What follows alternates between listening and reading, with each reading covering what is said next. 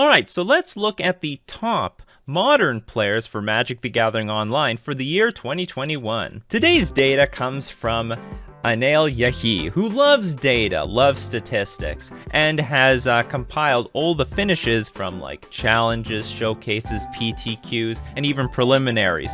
So this is going to be heavily weighted to anyone who's made a finish on Magic the Gathering Online, and I'll have to admit, skewed a little bit for the European players because they have more opportunities to play in modern challenges, because in North America that challenge starts super early in the morning. I can't even make it for 6 o'clock in the morning. But still, if you want to prove to be the best, you gotta show up. So what are the top 10 players for Modern, and what are they playing today? Let's take a look. Coming in at number 10, we have Doomwake. Doomwake has taken a huge liking to the Crashing Footfall deck, but he's got his own unique variation of it, playing Yorion. So with Yorion, you got to play an 80-card version. Basically, it's like a mishmash of the Crashing Footfall deck, but also these Omnath Fury Solitude decks trying to get some value out of these elementals, but you've got the whole Crashing Footfall synergy at the same time. Mix both those decks together, boom, you've got a lethal combination. This is what Doomwake is on these days. Coming in at number 9, Max Magicker.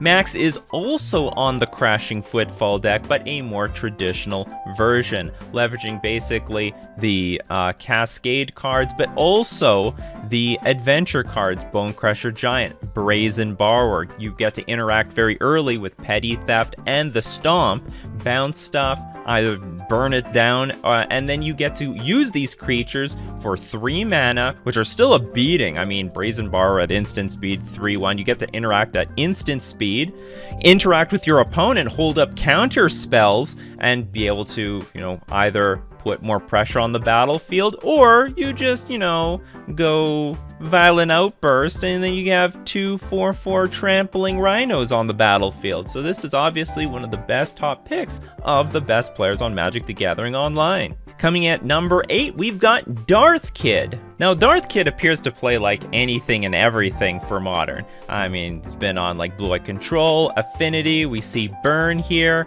I see Hammer Time, we see more than anything Hammer Time. Hammer Time, Hammer Time, Hammer Time, then Teamer Control. But Hammer Time, obviously one of the better decks of the format, being able to kill you on turn 2. I think there's no more effective turn 2 kill deck than the Hammer Time deck, while also having a lot of grind. You can go the long game with Hammer Time, because you constantly are threatening a hammer over and over and over again. I mean, if you think you've dealt with the hammer, they just re-equip and boom, you have that problem all over again. You can kill as many creatures as you want, but if the hammer's still on the battlefield, the threat is still there. Coming in at number 7, we've got Sodek, the Combo Master. Sodek's changed his taste throughout the year. Very early on, he was on Living End, and then he basically has settled now on Belcher. The namesake card of the Charbelcher deck is Goblin Charbelcher. Pay 3, tap, reveal cards from the top of your library until you reveal a land card. Goblin Charbelcher deals damage equal to the number of non-land cards revealed this way to target creature or player. If the revealed land card was a mountain, Goblin Charbelcher deals double that damage instead. Put the revealed cards on the bottom of your library in any order. Spoiler alert, there's no lands in this deck. It's just a bunch of spells, and there are things that like act as mana, Shatter Skull Smashing, you could put into play as a land, but it doesn't count as a land. It's going to be counted as a sorcery. So basically, you flip your whole deck, you deal damage to your opponent. And I mean, there's I win cards in this deck like Blood Moon. So Sodek says, you know what, right now, no one's prepared for this deck. This is the angle I'm going to take. And that's basically what he always does with these combo decks. If you leave a hole, he's going to attack it. And if there's nobody being prepared for the Charbelcher deck, that's where he's going to get his edge. Coming in at number 6, House of Mana MTG. I think it's actually safe to say that House of Mana will just play whatever they think is the best deck at the time, or just likes to play a lot of different archetypes. Heliod Company, and then later on we have Crushing Footfalls, Amulet Titan, we've got then Demir Mill, and now the 4-color Omnath deck, which I have to admit, a lot of the best players online are gravitating to. House of Mana seems to like, whatever's the hot new super strong deck of the format. It's so similar to the Uro decks of like 2020, just minus the Uro. Still got the Omnath, still got the Solitude, still have the Planeswalkers, Ren and 6 Teferi Time Raveler, Jace the Mind Sculptor, Teferi Hero of Dominaria. So this is very much a control deck, but it goes over the top with the Omnath. But I think it's safe to say that next week, House of Mana could be playing anything. Coming in at number 5, Laplacian. And it's pretty consistent here. It's just hammer time, hammer time, hammer time. Laplacian has insane results with this deck, many top 8s in the Modern Challenge, so really deep, strong finishes with the deck that goes super fast early on, can grind, can look for those hammers with Ingenious Smith, also does quite a bit of damage by itself, and of course can go the long game with Lurrus. This very clearly says, you know, hammer time is one of the better decks. Coming in at number 4, Watu, also known as Wafatapa. So Wafatapa is traditionally known to be a control player, most best known for Esper control, and he hasn't strayed too far away from his roots as he is playing the Azorius Blink deck. It's basically blue-white control, but trying to get value out of blinking stuff. Of course, it's going to use Yorion. Sky Nomad, the ultimate blink card, but there are so many cards you can blink and get value from, like Wall of Omens, from Solitude. You're going to want blink things like Omen of the Sea, Spreading Seas. Spreading Seas, well positioned right now to hit the Urza Sagas out of all the decks, including Hammer Time, that are using it. Not to mention there's Restoration Angel, also extra blink value, and also if you blink the Restoration Angel with Yorion, oh, I mean, that's just beautiful. You blink the Restoration Angel comes back, blinks another thing. It's a blink central and a lot of card advantage while still maintaining control elements like Prismatic Ending, Counterspell, Dovin's Veto, Archmage's Charm, Supreme Verdict, Cryptic Command. They've got all the control elements, but you're going to grind out other decks with value. Big time, draw millions of cards a turn with a Yorion Sky Nomad. Coming at number 3, Musasabi. Based on Musasabi's recent finishes, it doesn't even look like they like Modern at all. They play every other format, but when they do play Modern, it's going to be Jund. And of course, Musasabi has made the appropriate upgrades. I've said this many times, if you want to play Jund in 2021, it's possible.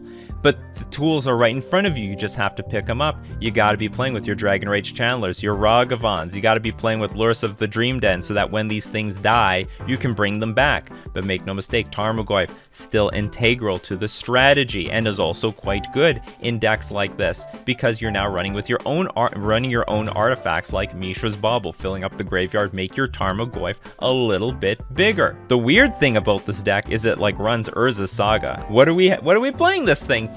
Hey, it's a lot of value by itself. Those constructs, they can get really big really fast, and then when you're done pitching it, you can go get Shadow Spear to give your creatures trample and lifelink. You can get Pyrite Spellbomb as some more interaction, or even Nihil Spellbomb. Hit those graveyard decks. That's right, your opponent's playing Living End. Boom! Nuke their graveyard with the Nihil Spellbomb. But there is some synergy in this deck because of Ren and 6. You can go get your Urza Saga back, put it back into your hand, replay it back onto the battlefield, and make the constructs all over again. There's going to be some decks, especially against control, that cannot really deal with this. You just put a few constructs on the battlefield, sack the Urza Saga, bring it back over again. It's uncounterable. And if you sweep the board, you rebuild it all over again. Coming at number 2 is CrusherBot BG. Now, if you can't tell by these results, CrusherBot invented the Hammer Time deck. So it's no surprise that he's the one leading the charge. In his most recent first place finish list,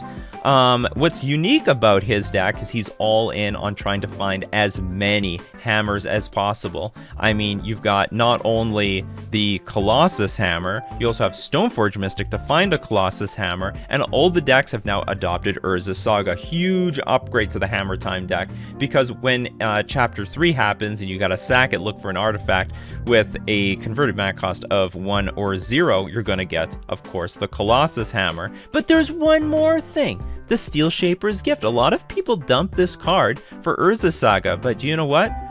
CrusherBot says no, you don't remove the Steel Shaper's gift. You play it in addition to the Urza Saga. So there's 16 ways to get this hammer.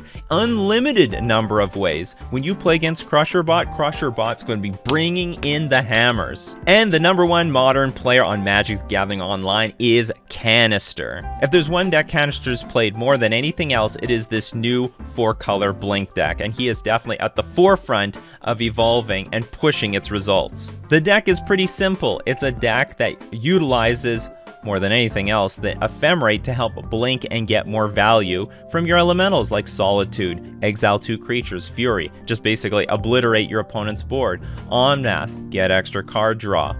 Endurance, exile your opponent's graveyard a second time. You can do this even more if you have Yorion and blink all your good value creatures. But it still operates pretty well as a control deck, either using the planeswalkers like Wrenn and 6 to Fairy Time Raveler, but grind out people with expressive iteration. The deck grinds out a lot of value with Ephemerate. When you Ephemerate any of the elementals, Solitude, Fury, Omnath, that is a lot of value.